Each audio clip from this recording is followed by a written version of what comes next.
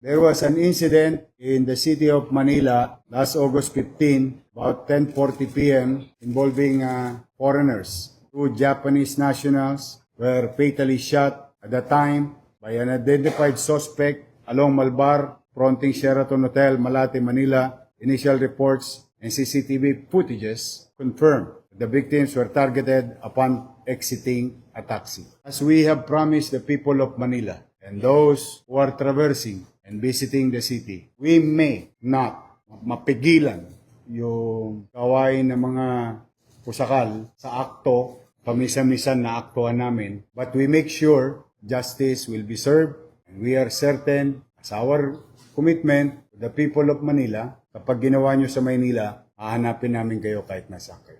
Here is Abel Manabat Inuki. Ito yung guide. And Albert Manabat Inuki, shooter. So of two of at least minimum three, at least, because maybe later on go deeper with this shooting incident. One, to the family of Akinobu Nakayama, 42 years old from Shizuoka, Japan. And Hideaki Satori, 53 years old. Kami taus-pusong nakikiramay sa pamilya ng mga biktima. I hope this effort, combined effort of the Philippine National Police and Manila Police District and Regional Police, all other men and women behind this investigation and your city government, and bring justice to the victims. As I have said, ulitin po namin, nalulungkot kami na meron pa ring sumusubok sa Maynila. But I guarantee you, no matter what, we will not rest until justice is served. Alright mga kababayan, isa pong malungkot na balita itong ating re-reactionan video. Ito nga po yung kakatapos lamang po na live ni Mayor Isko dito po sa lungsod ng Maynila, no, sa Manila City Hall, na piniresenta niya na po itong dalawang suspect po na sangkot po sa pagpatay po sa dalawang Japanese national nung August 15, dyan po yan sa Maynila. No? So ito po, according po sa ating napanood kanina, ay ang motibo daw nito ay parang onsehan daw sa kanilang grupo, pero wala pa rin pong malinaw na balita patungkol dito dahil under investigation pa po yung kanilang ginagawa, no. At ang nakakawindang kasi dito mga kababayan is may mastermind daw at may malaking halaga na involved, which is 9 million, no, yung kabayaran para i-execute itong pagpatay dito po sa dalawang foreign national na to. So napag-alamanan din po natin mga kababayan na ito palang two foreign national from Japan ay hindi lang bago dito sa ating lungsod, no. Actually parang every other month or every 2 months ata ay bumibisita yan dito upang maglaro daw po sa casino. So ito yung tinitignan nilang motibo dahil iisang grupo lang ata itong mga ito, no, at hindi naman direktang sinagot ng mga kapulisan itong mga tanong po natin, mga tanong po ng media sa kanila dahil nga po ongoing pa po itong investigasyon.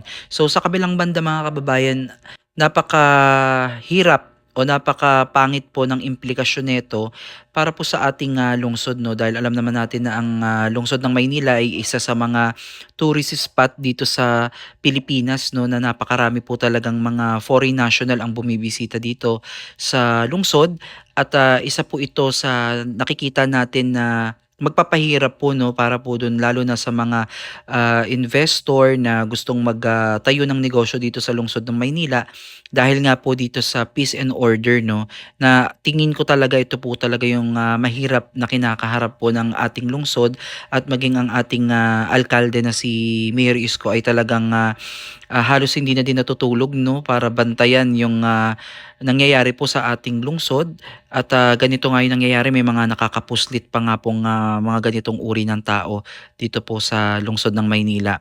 At ni-rest assured naman tayo ni Mayor Isko na patuloy pa rin po siya sa kanyang pagtatrabaho, katuwang ang PNP at MPD sa pagpapanatili po ng peace and order dito sa ating lungsod. Kaya nga po ngayon mga kababayan ay hinarap po itong dalawang suspect, no.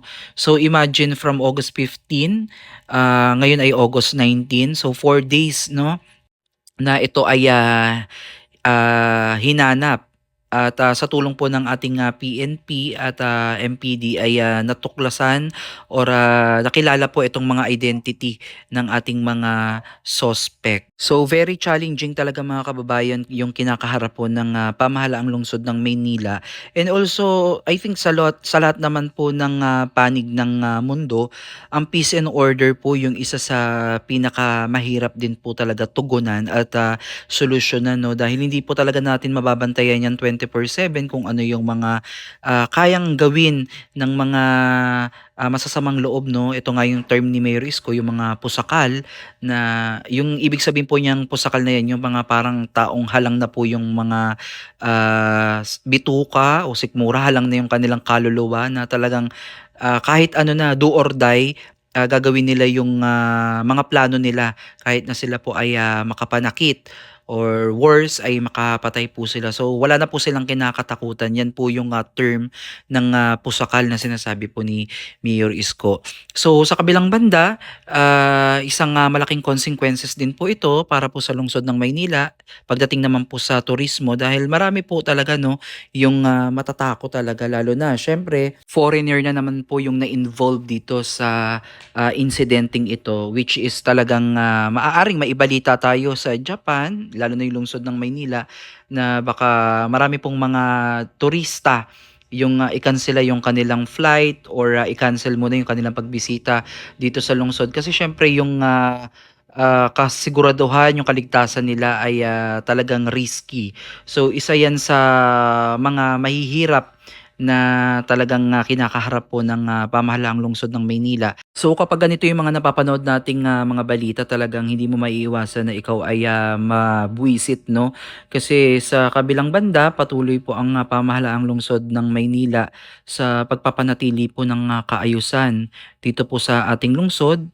At sa kabilang banda din, patuloy pa rin po yung mga ganitong krimen na nangyayari dito din sa ating lungsod, which is talagang mahirap. Pero gaya nga ng sinabi ni Mayor Isko, kahit nga po talupan niya nga po ang buong Pilipinas, mahanap lamang po yung mga pusakal, no?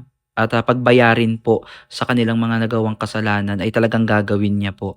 So ito po yung isa sa mga dedication, or yung ito talaga yung commitment ng alkalde po ng Maynila na si Mayor Isko, na panagutin po lahat ng nagkasala, lalo na kung ginawa dito sa mismong lungsod ng Maynila, talagang hahanapin po talaga kayo. So para sa akin mga kababayan, hindi talaga natin maiiwasan yung mga ganitong pangyayari, no, dahil hindi naman po natin hawak yung pag-iisip ng kapwa natin, lalo na yung mga taong ganito na may planong hindi maganda sa kanilang mga kapwa. Pero maaari pong malesen po yung ganitong insidente kung sakali ay magkaroon pa po ng mas maraming kapulisan pagdating po ng hating gabi, no, yung paghahating gabi na diyan sa mga area kung saan dinarayo po talaga ng mga foreigner, kagaya ng mga hotel, mga casinos. So dapat yung mga kapulisan po natin diyan ay talagang nakaposte, magdagdag ng mga police outpost. Although meron naman po na may mga outpost naman po diyan, pero siguro mas maganda na mas paliwanagan pa yung mga street, no, yung mga madidilim na iskinita, yung mga ano diyan ay dagdagan ng mga CCTVs, yung mga kapulisan ay dagdagan. Sa tulong din po yan ng mga barangay, no, na nakakasakop po diyan sa area. Kumbaga talagang magroronda po sila at manmanan yung mga tao na pumupunta diyan na maging vigilant, no, lalo na kung may mga nakikita silang kakaibang ikinikilos. So in this case kasi mahirap mga kababayan i-predict o mag-assume ka, no, kasi talagang mapaparanoid ka talaga, no, kung ganito na lang palagi yung mangyayari. Pero siguro dito sa tulong po ng ating mga kapulisan, kung makikita po nilang visible yung mga kapulisan at bawat poste, bawat kanto ay may mga police outpost, talagang siguro matatakot gumawa ng krimen itong mga suspect na to, dahil alam talaga nila na masasakote talaga sila. So again, doble ingat lang talaga kung alam naman natin na may mga hindi naman tayo importanteng pakay, wag na tayong lumabas ng gabi, no? Pero then again, mga kababayan, hindi natin masasabi talaga yung ganitong insidente kasi kahit umaga naman, walang pinipiling araw yung ganitong insidente. Kaya doble ingat lang talaga.